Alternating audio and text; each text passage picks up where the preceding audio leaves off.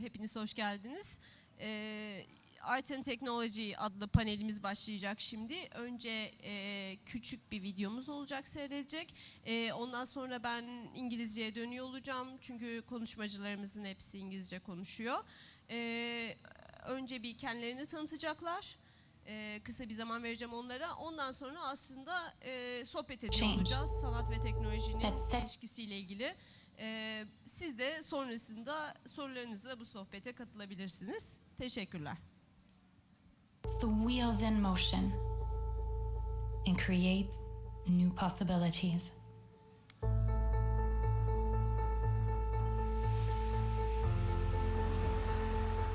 I'm quiet, loud, and full of life. Colorful, captivating, inspiring. I am the journey, I am the destination, and I'll take you with me on an expedition into a world of possibilities, which starts at home. It's not just art, it's the art of engineering. I'll talk to you and show you things you've never dreamt of before. I can see, sense, and think for myself. I don't just function, I'm intelligent. I'm all that is new. I am the next step, paving the way for your progress. I say, let's go. You say, wow. You know me. I am your story, made of exciting possibilities. I make every day less ordinary. I am the future. Siemens, the future moving in. Ah, Okay. future. Okay, we started with this video because right behind you is the space dedicated to new media art in contemporary Istanbul. It's a section called Plugin, and it's a dedicated section to whatever is new in art. And there's a lot of things going on there about technology. If you haven't had a chance to see it before you started, you came to this talk, please do so afterwards. And our sponsor for that section is Siemens Home Appliances. That's why we started with this video, and I think it was a very good collaboration for the plugin section because there were a lot of overlapping themes that sort of form the core of our philosophy and the philosophy of Siemens Home Appliances. And you will see that we will talk about a lot of main concepts that were discussed at this video.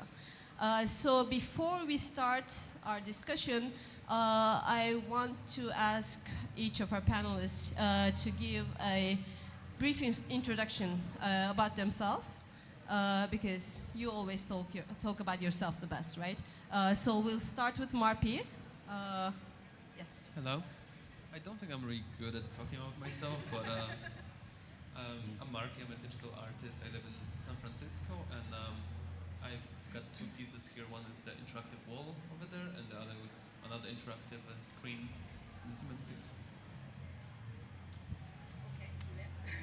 So my name is Juliette Vibas. I'm a curator and a digital art producer. I don't have the click for the images I wanted to show. Ah, it's coming. Okay. I'm here to, I guess I'm in this panel more to talk about what I do as a producer. So I collaborate with many different artists, most of them in the digital art field. And as a producer, my role is to really help the project happen at the end. How does that work? So I'm just going to super quickly go through a couple of examples just to be able to take them as a reference later when we'll discuss.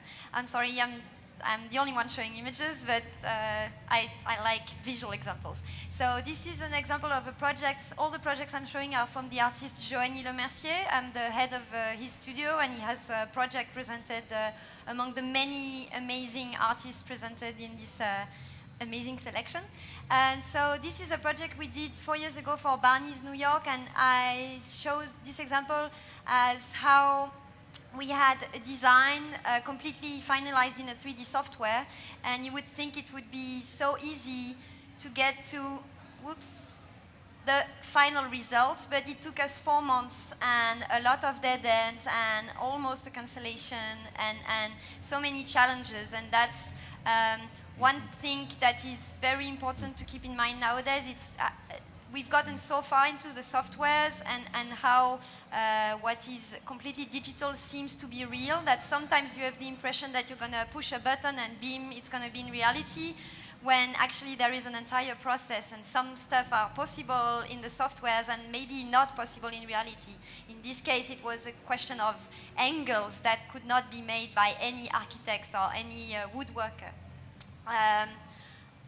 Talking about art pieces, so Joanny Lemercier has been working in the digital for 12 years now, but more and more in his work, and I see this tendency in many digital artists. There is this will of going back to the matter and experimenting with moldings and not only 3D printing, because I think we can feel the limits of 3D printing and its aesthetic, and there's also an interesting question with how tools are defining an aesthetic, whereas if you go back to more traditional way of molding but using software to create a complicated mold, then you can make new shapes.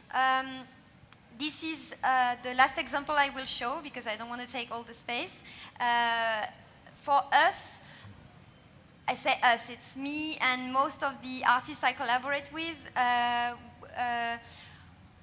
We like screen-based projects, like all the one you can see in this selection, but it's also very important for us to keep something real in the final project.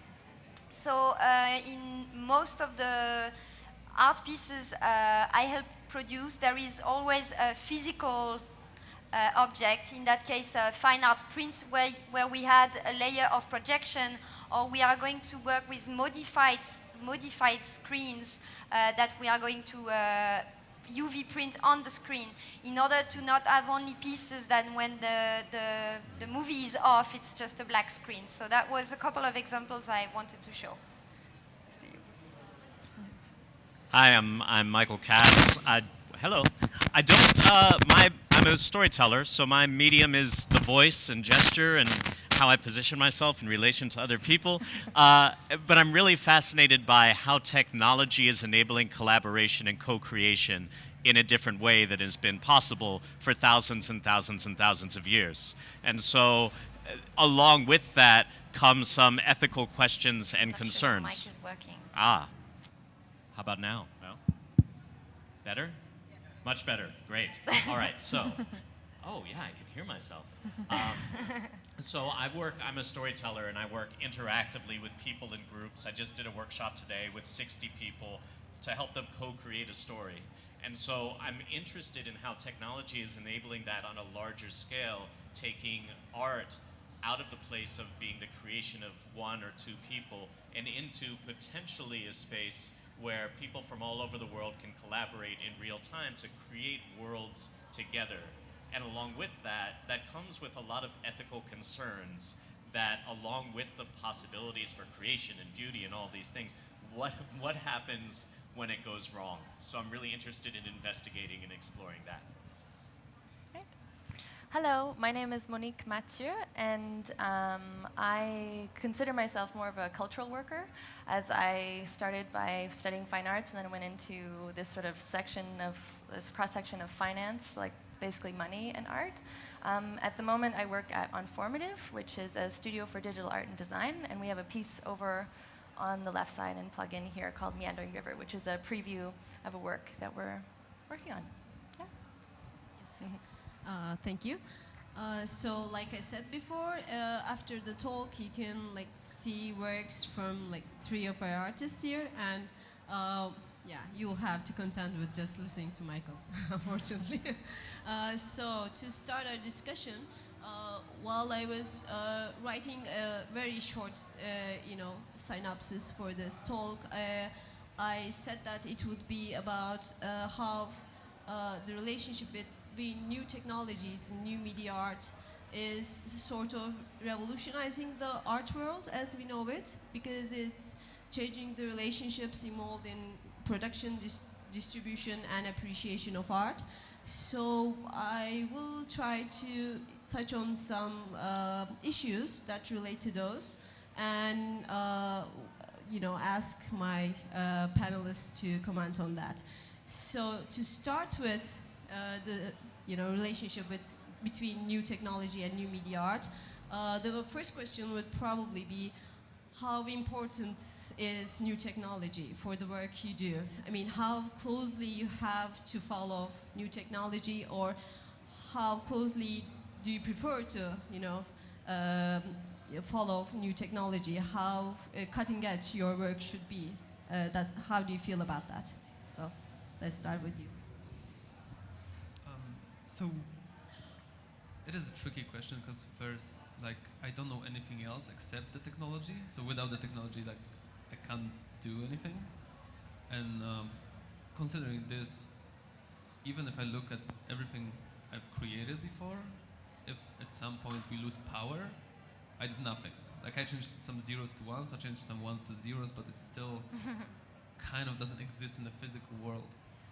But at the same time, with new technologies right now, again, all of us have phones. Like, we're stepping into virtual reality, we're stepping into augmented reality with the phones, and we basically augmented our lives. So, and then I think in the near future, people will consider digital real as well. And with this, for me, with this, like, if I want it to happen, like, I have to kind of follow the path of what is available right now, and kind of evolve my work to, like, just go from a stream to a stream. Are we going like one by one? Okay. Or you can jump in whenever you want. I would say that the more it goes and the more technology, I am even trying to, it's kind of a personal battle nowadays to really stand that technology is a tool, sometimes a medium, but not the art itself. So,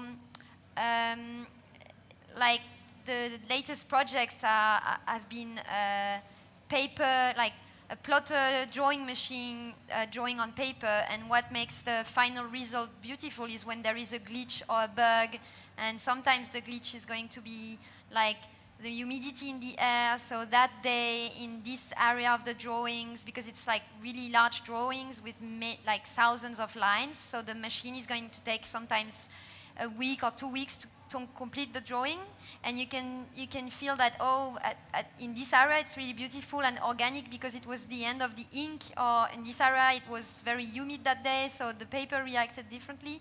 And so there is a complex algorithm generating the image, and there is a computer controlling the machine, but it's really just steps of the process, like doing molding in like ceramics. When we do this kind of project, the software we use is a very old style.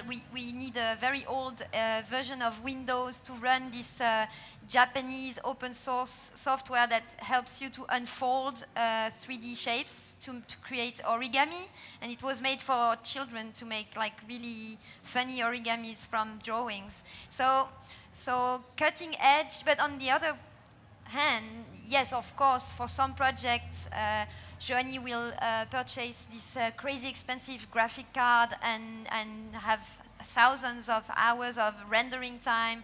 But yeah, for us, it's like we have this gimmick doing a conference presenting a lot of what we hope inspiring projects, and at the end of 1 hour of being excited and sharing something, the first question we get is, what is the reference of your graphic card? And we're like, fuck.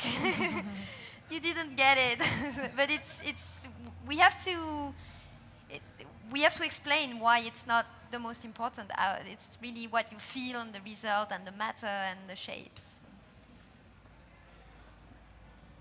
As a storyteller, I don't have to worry about technology at all, so it's really nice. That said, Marpy, when you were talking about how virtual reality and augmented reality are sort of blurring the lines of what people are going to consider real, yeah, they're realities. It reminds me of old school stories, myths, old fairy tales. Until about 300 years ago, those were considered real. They were no less real than this table. They were no less real than anything that we experience. So it's only really in the last couple of 100 years that we've started to distinguish between a myth, which in a way is augmented reality, and the objective world. So in a way, the more advanced technology is getting, the more we're going back to a way of seeing the world that goes back to the very earliest humans. I just find that interesting. Interesting.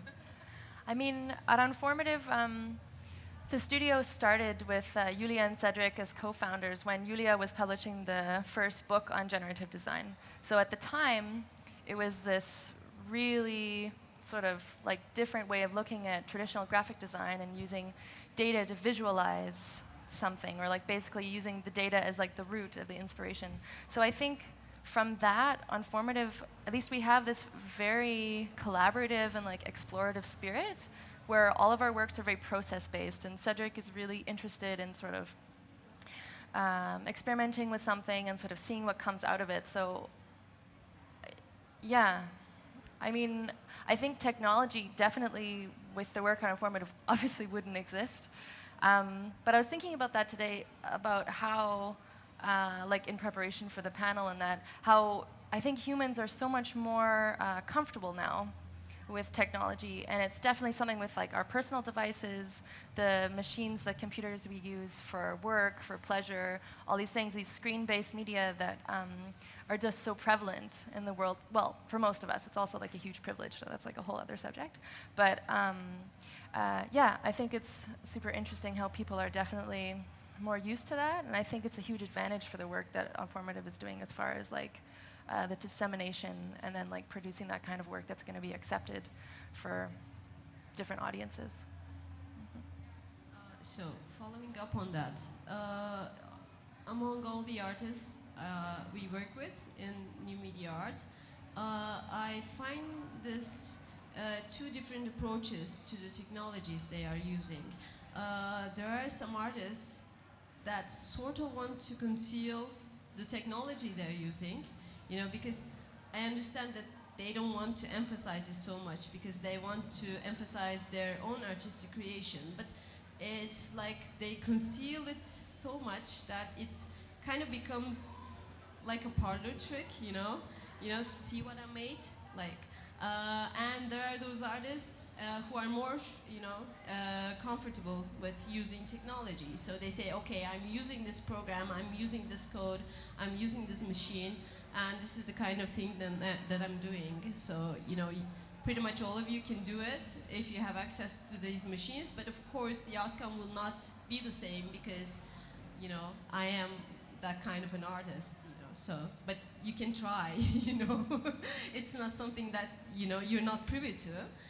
So I find this two very distinct approaches to technology among artists, and I know that all of the artists here are like more comfortable with using technology, but I would like to hear if you have any ideas on that. Anyone who wants to jump in. Like in terms of those both different ways to do it, I do both. So if it's a projection, if we like in the venue, like when I'm actually doing stuff live, if people ask me like how does it work, like I'm just saying magic, because like it kind of is like. But at the same time, since I'm using a lot of open source software, what I do, I contribute back to the thing, and you can find both of the projects on my GitHub. So if you like them, you can just make your own version. I helped produce a project a couple of years back, and the artist was not known at that time, and we were really looking for online promotion and like influencing blogs, and we got to Creative Applications, who at that time was really one of the major reference. And I was in the middle of something really interesting. The journalists at Creative Applications, they really wanted to do an article about the technology, and it was a custom-made software, and the process was super interesting and really cutting edge. But the artist was really on the magic side of things, so refused. So we didn't get the article at the end, but I really respected that from the artist to be, and it made me, both sides had good reasons. I understand Creative Application, especially because of their main audience, and I understood also very well the position of the artist, and there was a really complex machinery hidden, but the result was really like hypnotizing, and it was magic. And so I would say it really, like in my experience, it depends on the project. It's really, if it's gonna take away something of the project or not, I would say. You know, I don't use technology, so I'm very comfortable with it. But listening's magic. But what I'm hearing, right, is that it doesn't just depend on what the artist wants. It's also what the effect on the audience wants to be. Meaning, for Creative Applications, of course, they want to highlight the technology. That makes sense. From the artist standpoint, sometimes, and I wonder in your work, I'm not the moderator, but I'm curious. I'm really curious. If there are times where you want to highlight the technology being used to achieve a certain impact on the audience, and if there are times where you want that technology to be invisible so that it does have that magic effect, and so the artist is equally comfortable in either scenario, and it really depends on the impact that the message that they want to send to the viewer. I think for us, it really depends on the viewer. For who, just because we get commissions for artworks from commercial clients, we don't hide that at all. It's definitely how the studio runs. But then we also do our own self-initiated projects. So as far as, the studio was also based in like generative design and this creative coding community. So the studio also, in its first incarnation of its website, had all these like making ofs and these tutorials and things that were super interesting. But again, that's super interesting for some viewers and other coders and other programmers or other artists, but not necessarily someone who's like looking at our work and looking to be inspired or looking for a visual reference type of thing. So for me, it really depends. We're launching a work in October called True False. And it's actually physical hardware that we've built ourselves. We're really excited about it, but it's a little bit almost exposes us because it's a physical object. It's not something that's screen-based or something that you can project on the wall. So basically, it's like these lines of columns where segments change based on one motor and one algorithm, and it's a machine that is made to process data, basically. So it's just a machine that works, and it makes work to work, and it's beautiful. It creates patterns, and it's like just all these black and white segments. Actually, I was telling Marpy yesterday, his work Binary Garden kind of reminds me of that a little bit, which is really nice. It's actually always beautiful how works just inspire each other. That's also how life works, of course. But I think, for most of the work that we do, we can't really hide the technology. It's technology-based. So it kind of depends. Like I said, for that physical artwork, it's probably going to be a little bit, makes us a little bit nervous. But I don't think we would necessarily hide it. But I had another comment on the topic. Sometimes this race of the technology for the technology is creating really stupid situation. I have a problem very often with performance art because very often, not all of them, but programmers, they want, they consider it as worth being performed on stage only if it's live rendered images.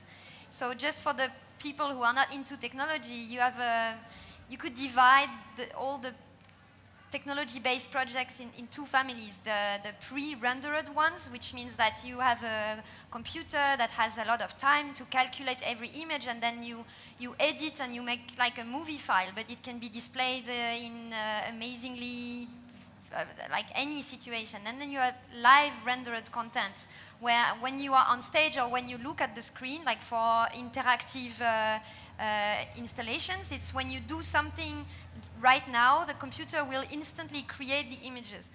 But sometimes we really have to prove that, okay, if there's no reason, if there's no technology reason to do live content, why should it be live content? And if it's not live content, it's not okay to have it as a performance, which is a nonsense for me, if, you know, because it, like pre-rendered images will allow you to do certain types of things, when live content images will allow you to do different types of things. So I just wanted to comment on that too. I just want to add one more thing, because I just remember the first time I went to Burning Man, first night, and like I came out on the thing, and like all this like art installations everywhere, and I see this huge scorpion breathing fire. So every time like you press its leg in a certain combination, it breathes green fire, and I've never seen green fire before. And again, it was my first night, so I went behind. There was the artist working on the installation, and I was asking him, like, "Can you tell me how does it work?" And I was like, "Actually, I don't want to know. Yeah. I don't want to know." And like, since then, any artwork that I really like, I just don't ask, because like it will literally instantly ruin it for me. It's like magic tricks. You Yeah. don't want to know. It's actually something we've discussed before too. I mean, it really depends. I've seen some really beautiful artworks where there's well, new media works, and then there'll be sort of physical things moving in the installation, and then sometimes you'll see sort of a screen or something that's almost like this explanation. And I think that it's interesting where some people really appreciate that, and other people are just like, no, I personally don't need that. I like to appreciate the work and just see what happens. I also kind of don't want to know. But it's something we discuss a lot too, like how explicit you get and how literal are some things. I mean, to give an example of myself, as curators with my partner, we are somewhere in the middle. I mean, we don't like to explain the artworks. So in none of the exhibitions we put together, there is an explanation on the wall. We just, because we want to see how people react to it, you know, instantaneously, pretty much instinctively, you know. We want to see how they react and, you know, relate to it. So we don't want to be dictating to them like, this is this and this is that, so you have to do this and press that, you know. We hate that. So we are kind of on the concealing side in that one. But on the other side, my problem is that I think the inspiring thing or the amazing thing about the new media artworks should not be their underlying technology. Because if it is that, then pretty much anyone who knows about technology is like, okay, like you can do this with, like my 10-year-old kid can do this with Arduino. So why is this art? I mean, you don't have to rely too much on it. And if you hide the process, and if you try to like own it, you know, you want to be the, you know, single author for that, you kind of like, I mean, you are working against yourself, because the technology will catch up, and there'll be like mobile phones doing whatever you're doing way better than you are doing it, like in 3 months. So you'll be worthless, you know, pretty much. So it's about how you use the technology. So I think new media artists should not be, you know, afraid of, you know, kind of showing their hands and kind of like saying, okay, I use this and I use that. I mean, that's why I really value open source movement, because just like put it out there and let's see, you know, what other people do with the same thing. And that's the thing that will make you a good artist. That's the difference between the other people using it and you using it. I mean, if you have a signature still, while all the people are using your software, then you're a good artist. That will be a mark for you, I think. Yeah, and I think just to add to this, I think there's a significant difference between being able to play a song by Radiohead and being Radiohead. Of course. Yeah, so, yeah. I mean, you can't do this by like hiding the notes for the Radiohead songs. You know, that's not the way to do it. You know, someone will figure out anyway. So from that, you know, open source and like showing technology and stuff, I want to go on to collaborations in new media. I think that's also a significant change in the art world because you know, all the other conventional art forms rely so much on kind of authorship. Like, okay, I am the sole author of this work. I'm the artist. I did everything myself. But in new media, you can't really do that. You have to, you know, for most of the time, you have to rely on other people. I mean, it's not, of course, that's not the case with all the new media artists, but I think there is a huge trend there. You know, we see a lot of duos, a lot of collaborations, a lot of studios. Because you know you can't be a good coder and you know good designer and like good sound designer. You know you can't be everything. You know you'll need people to assist you. So I think that's an important trend in the art world. You know that opens the door to collaborations and kind of enriches our experience of the production of the art world. So I would like to hear your thoughts on that. I can go first. So I'm going to talk about how it's working with Joanie Lemercier because I'm managing the studio. The studio is actually him and myself. So, but we call it a studio because, as you were saying, from very rarely we will do commercial projects or commission projects with good budgets that will allow us to grow up as a studio and maybe hire, like when we did the Barney's New York project, we had to hire 20 people. That was a bit crazy.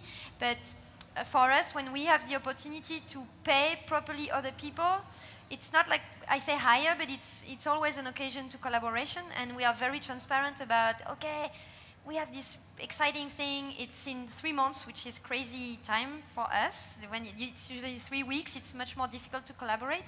And that's when we will call the best person we know who's amazing at 3D modeling and then work with amazing sound designers. And usually these kind of collaborations have a second life in a more cultural festival context for projects with much less money. But for us, it's always, as you said, Joanie will know how to code something to make a particle system look nice, but he knows the best developer who is going to make the particle system crazy, and it's a real excitement, and also an excitement to credit the people. This is also something very important to mention. So we are really not, and this is something we can witness in our community. I think it is the majority of people who are really crediting, being really transparent about, like, it's, of course it's not one single person who made this like multi-sensorial experience possible. So I would say that all the works on Informative are super collaborative. I mean, we couldn't do anything without programmers or sound designers or developers, or of course like the whole production side of things too. But I mean, we've collaborated with dancers and sound artists who create some really beautiful, interesting works. We did a work called Pathfinder, which is basically an algorithm to lead a dancer. So it projects lines and shapes on the floor, and a dancer can follow it to maybe like change. Basically, the algorithm acts as a choreographer, but it's very spontaneous, and it's meant to sort of allow the dancer to maybe break out of preconceived habits and things. This work, Meandering River, that we're showing at Plugin, is the final work is actually going to be based on generative visuals, and we'll have also a generative soundscape to go along with it too. So that's been a really interesting process to sort of work with. We're working with a studio called Kling Klang Klong, and to work with them to sort of look at sort of basic references in chamber music, so these sort of classical, very relatable sounds, and then generate a soundscape based on the different levels that are being generated spontaneously of the algorithm. It's going to be really beautiful, but. I think that the movement towards towards collaboration is cross media and cross arts, right? It's definitely happening in new media. And you see the same thing in playwriting. There's a playwright named Charles Mee who's made all of his plays publicly available. And he basically says, put on your own production and mix up the scenes and rewrite them. Just credit me as the original author, right? Which is very similar to some of what I think is happening in new media, where, especially with the open source movement, he basically did open source playwriting, right? And it's something that is emerging as people naturally become more connected in the world through technology and through necessity. We just need each other in ways that we haven't for a long time. So it's really interesting how that plays out across different disciplines. And speaking of collaboration, I think like collaborating is the reason I'm here, because I did a piece with Jan Bouygues-Berber. Bouygues-Berber, you get it? And yeah, we met in one city, then like we travel with a bunch of collaborations, and I think especially when you have multiple people that can accept input from other people, basically like if you collaborate, you have to be like at least limited in your ego spread to accept input from other people. Oh, it's the best if you're just easygoing and like you've got a bunch of friends that just want to make cool stuff. Because in a way, if you're just on your own, you're gonna keep doing the same thing over and over again until someone challenges you. But if you don't let anyone challenge you, you're gonna get stuck. And just one more thing, I guess, I made multiple pieces with artists from Australia, from Berlin, and from India that I've never met. And with most of them I did Skype, so at least I know how they look, but with one of them I don't know how they look. And it's okay. We all mentioned pretty natural collaborations, but as an organizer of things, so not only producer of projects, but I also organize conferences, and I really dream of building more bridges. And for example, right now I'm trying to slowly convince several artists I know that that maybe it could bring them to another step to collaborate maybe with storytellers, because I think we are getting to a certain limit of the storytelling of what's happening in new media, and I haven't seen yet many interesting collaborations with writers or so like sound developers. It's like it's natural and you need it, but and on a completely different direction, I have an experience in new circus. And when you go to a high-level events of with new circus or modern theater companies, you're like, oh my God, these worlds should meet each other. But there's a lot of work to get there. And for me, so far, the reason these kind of collaborations are not happening yet is because of the funding channels. You do new media, you will get new media money, but if you do theater, you will get theater money. If you do something in between, you will get zero money. You won't get a bit of both. So it's really interesting to understand what makes a problem exists, because that's how you can change things. So more collaborations to come, I hope.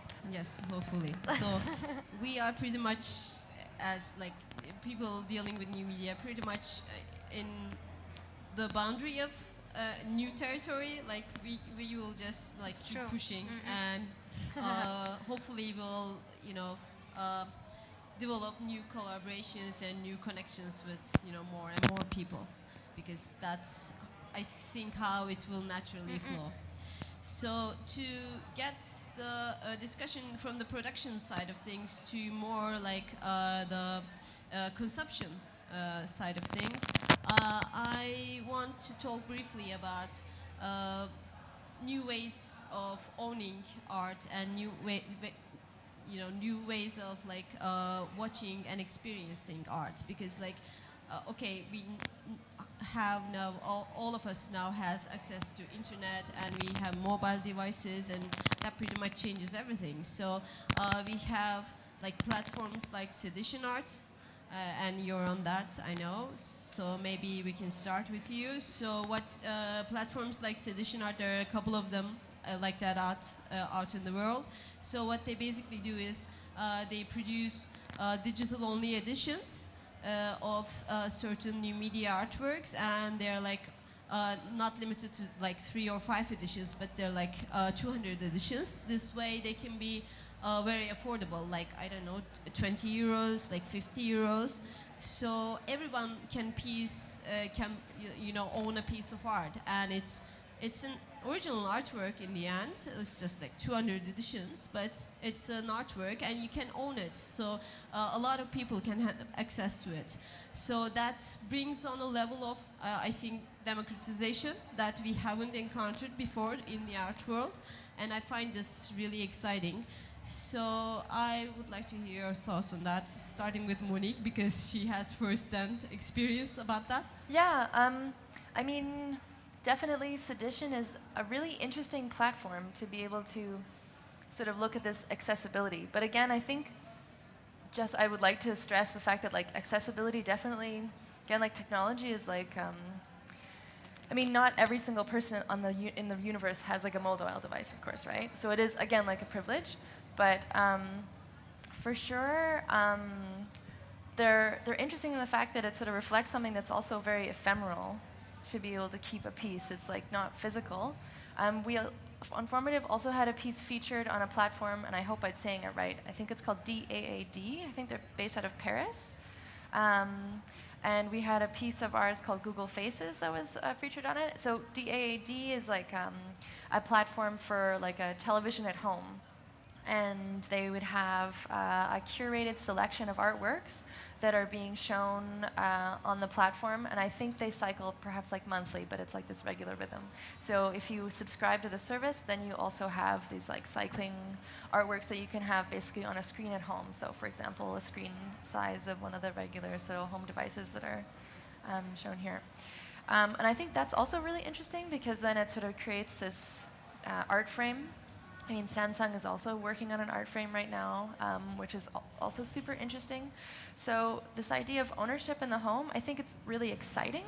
I'm very curious to see where it goes, because I know that some people, I don't know if they could relate to that, but a lot of people could. So I think it's very exciting, but I'm really curious to see where it goes or what happens with it. Like so many things with new technologies, it'll be interesting to see how we adapt to it, and if it'll become very common or if it becomes very, very special.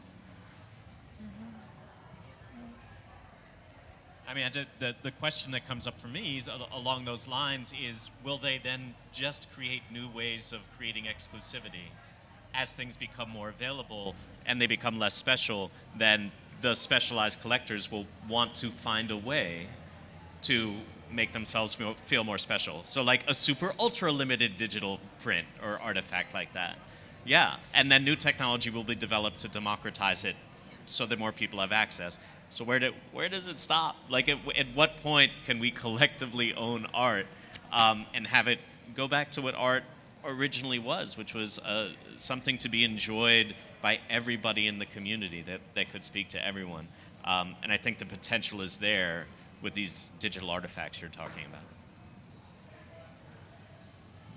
I can go. So I think like, while most of the people approach digital art similar to how, let's say, drawings or paintings or like traditional art used to work, I think with what I do, so I make interactive art, so I make art that like people have to interact with it to be interactive art. Otherwise, it's not interactive art. So for me, it doesn't make sense to make a print out of it. So what I do instead, I don't follow the painting way, I more follow the music way. So similar to like not well-known music artists, they don't really have any any money from plays on radio, on Spotify or anything else, but they go touring. So I actually go, this is actually part of my art tour or whatever you call it. I just came from Canada, I'm going to fly to California in 2 days, and I just fly everywhere and like I'm not performing, people perform live with my work. So yeah, I mean, interaction was something I wanted to discuss also. So just discussion took us there anyway. So interaction is, I think, interactive art is something that's also, I think, changing the way that the audience relates to the artwork, because by creating interactive art, you pretty much let the audience be the final decider on what will be on the screen. I mean, you do it, and then after that, you don't really have that much control on it. Of course, you set the parameters, but the final design is like so momentary and so dependent on the users. So I think that's also a new way of creating art. I mean, for me. So I also find this very interesting. So, yeah. But do you want to say something else on that, and maybe? I think like following up on this, I feel like everyone is an artist. Like everyone likes making stuff, obviously, and like I feel like just the way things are set up sucks. So like you try drawing or painting or playing piano, and like it's really hard, and like you just fail, and then you give up. But for example, what works with piano, like at some point maybe you figure out the black keys. If you just stick to black keys, everything's gonna sound right. So what I do with my interactive work, I let people create stuff, but in a way that they can't mess up. Whatever they do, it's gonna do something. It's gonna be nice, and it feels really great when I'm exhibiting and someone comes to me and is like, "Oh, look what I made! Like, good job."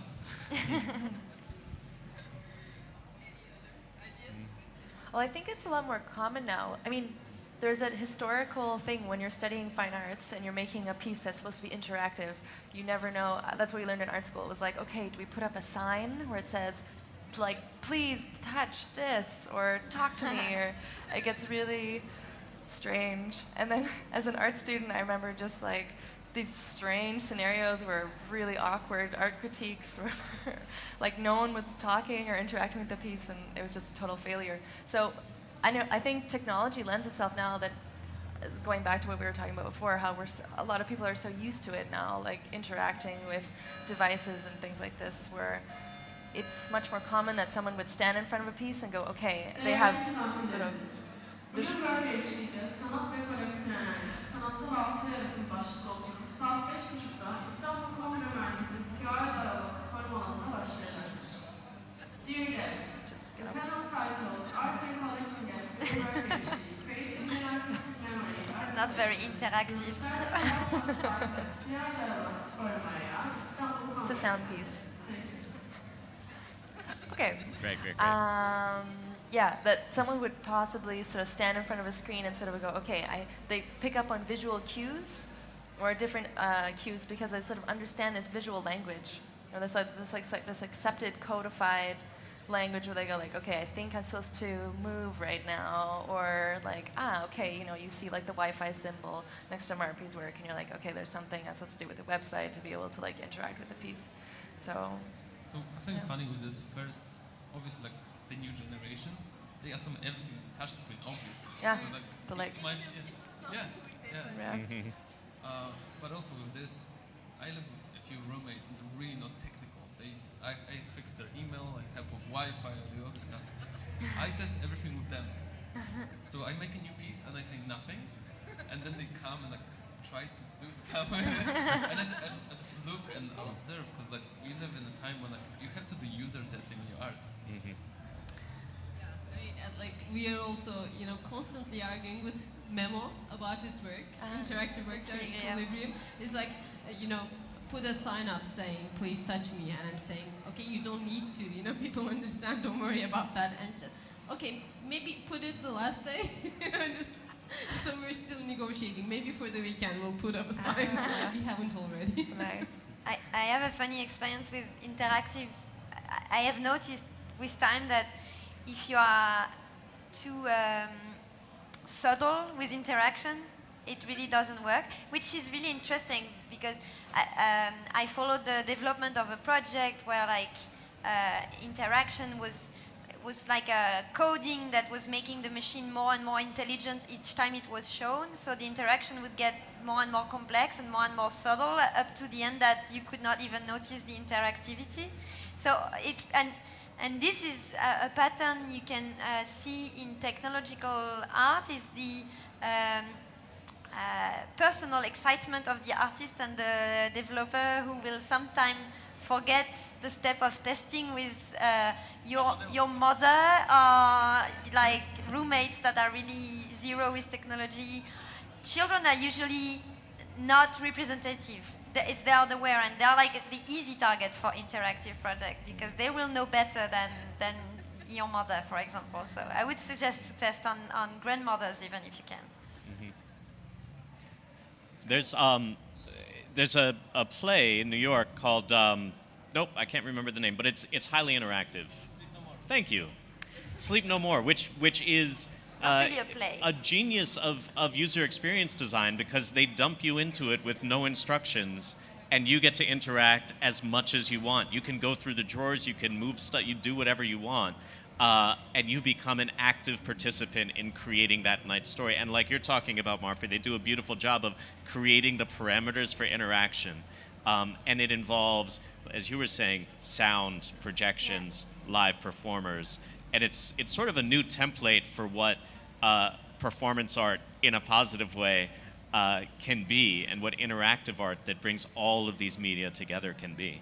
But what's funny with Sleep No More, and there is same example in the digital world, is that some people will have the strong idea that they were the center of the night, when other people will be convinced that it's the same thing happening every night. Yeah.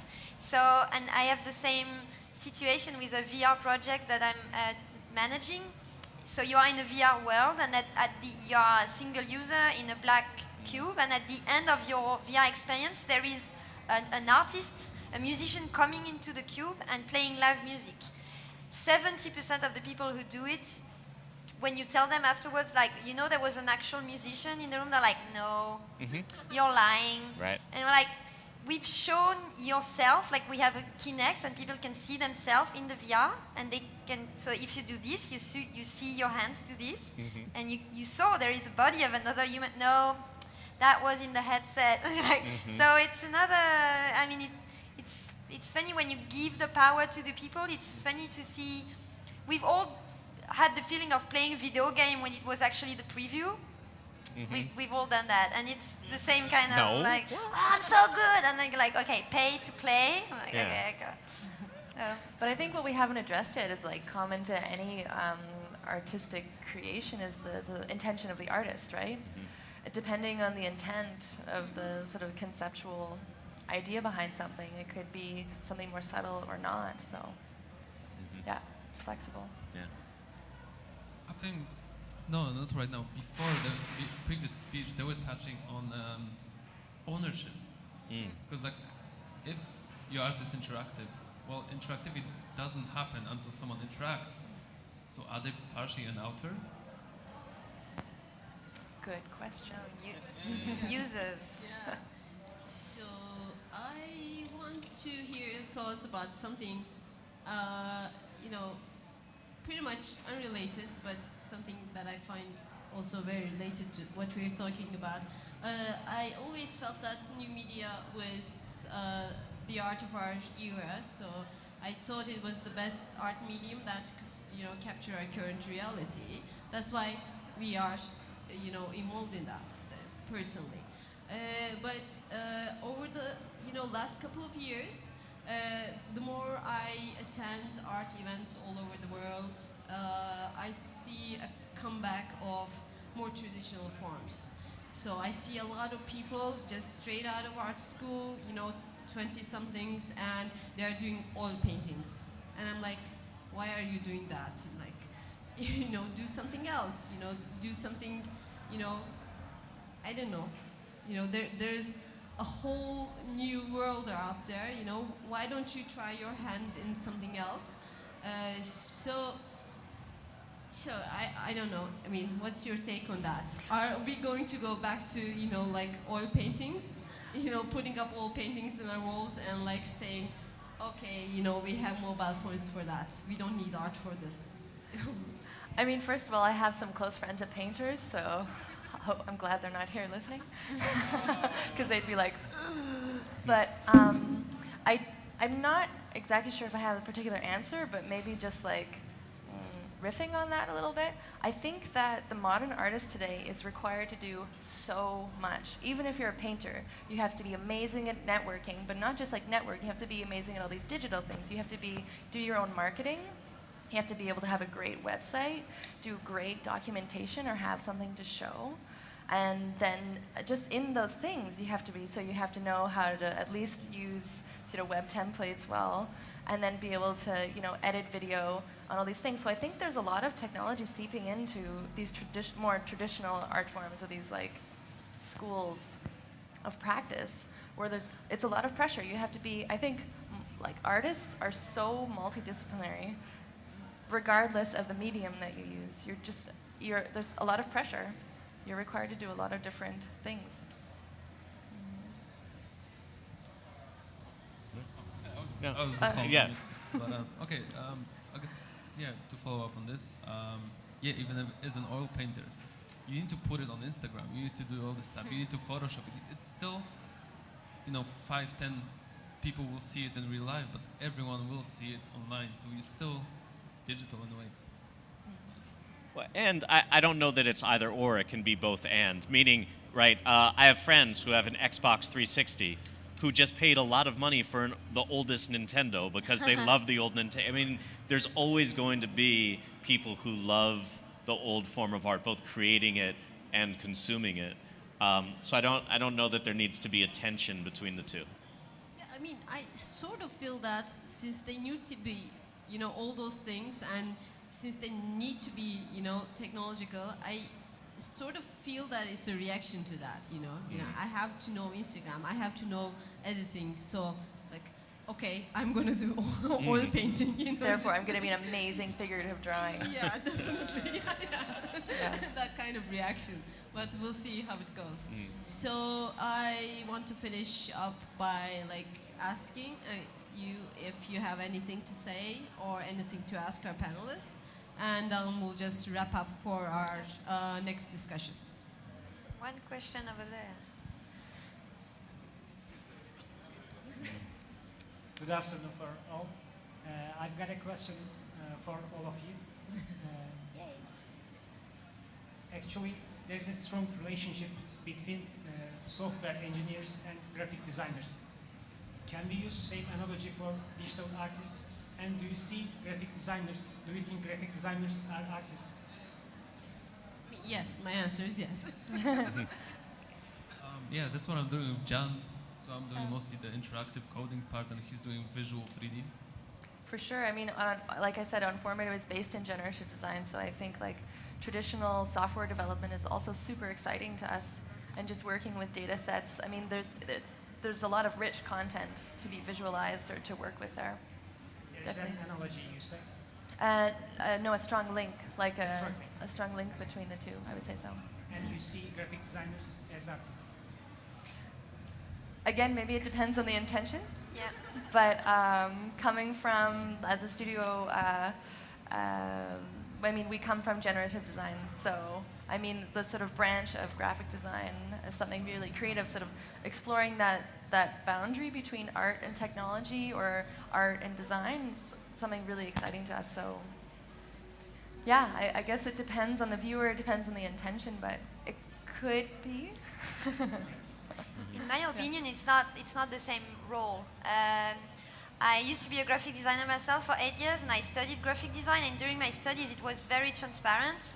If you would study for 4 years, you would become a graphic designer, but you would have to follow the brief that had been made by an artistic director. And if you studied for 5 or 6 years, you would have the knowledge to be an artistic director. As an artistic director, you meet with the client, who most of the time doesn't know what he wants, and you need to like conceptualize and digest and deliver something for people that will maybe execute what you decided. And when I started handling projects with different people involved, we had a couple of projects that turned badly because there was not a clear hierarchy, and I think that it's not because it's art that there shouldn't be roles. clearly established from the beginning. I mean, in ancient art studios, there were the masters and the apprentice, but you could also have someone who was supposed to follow orders on something, I don't know, really technical to do with a brush or whatever.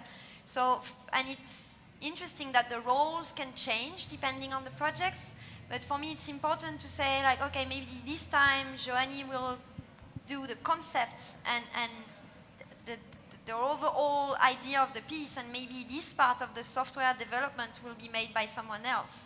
And the next time it's going to be the other way around, depending on who has the strongest idea or who is going to have the pain of meeting with the potential client or things like that. So, yeah, and I would say mostly it's not always for you to decide. It's what we call talent, and that's another very wide topic, I would say. Thank you. We have no other questions. Thank you for Yeah, coming. we have one. Okay, so one more question and then. Your center is about what kinds of center your Oh, what Yeah. what do I do? Yeah. So the Center for Story and Spirit is a project that I founded that really investigates the relationship between spirituality and storytelling, right? Looking at story not just as a way of communicating, but as a way of coming together to celebrate the growth of the human spirit. And I do that through storytelling, through collective exercises and almost ceremonies, rituals involving story, and through meditation groups, communing with nature. in San Francisco? It's in Los Angeles, Ah, but Los I work Angeles. all over the world. Yeah. And do you make at the same time the art, or how you come here? What am I Yeah. doing here? That is a Yeah. great question. You know, it actually came through New bridges. through a human Collaboration. algorithm. I came here so that Juliette could say I'm looking for storytellers, and I could say I'm right here. Jump on board. No, it's mostly through the idea that technology and art sort of interact in a really beautiful way, and regardless of what medium you work in, I happen to work in story, there's always something there to contribute. Yeah, I admire a storyteller, and I guess is at the same time you make some kinds of art. Absolutely. Yeah. It's art at the same time. Is Well, story, yeah. story is art. I know. Yeah. It's my grandmother is at the same time. Beautiful. In storyteller. Yeah. Thank you.